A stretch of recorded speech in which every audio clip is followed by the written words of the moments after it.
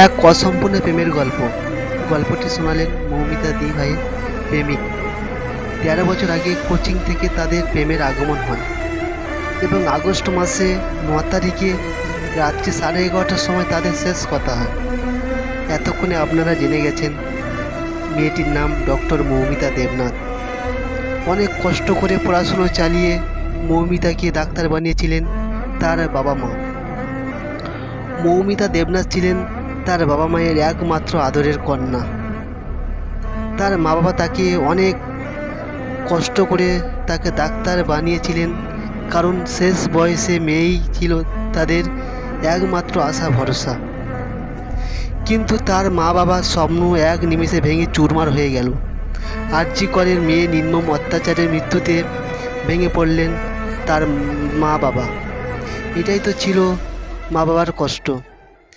কিন্তু 1 নয় 2 নয় 3 নয়, দীর্ঘ 13 বছর ধরে একটি মেয়েকে পাগলের মতো ভালোবেসেছিলেন। তার বুকে আজ পাহাড় ভেঙে পড়েছিল।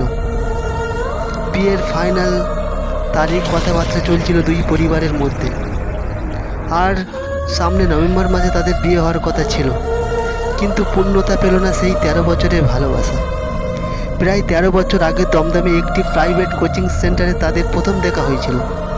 উচ্চ মাধ্যমিক পাস করে মেডিকেল জয়েন্টে বসেছিলেন দুইজন। আর সেই সূত্রে কোচিং সেন্টারে যাওয়া আসা, সেই থেকে তাদের প্রেমের পানিহাটিতে মৌমিতা দি ভাইয়ের বাড়ি এবং ব্যারাকপুর পলতায় বাসিন্দা মৌমিতা দি ভাইয়ের প্রেমিক। যে রাত্রে এই নৃশংস ঘটনা ঘটে, সেই রাত্রে মৌমিতা দি ভাইয়ের সঙ্গে ডাক্তার প্রেমিকও নাইট ডিউটিতে ছিলেন।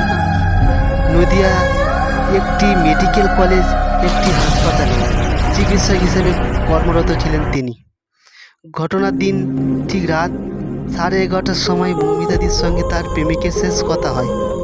কিন্তু তারপরে অনেক সময় চলে গেলে মৌমিতাদি ভাইয়ের ফোনে কোনো উত্তর না পাওয়ায় কল করতে থাকলেন ওই প্রেমিক ডাক্তার।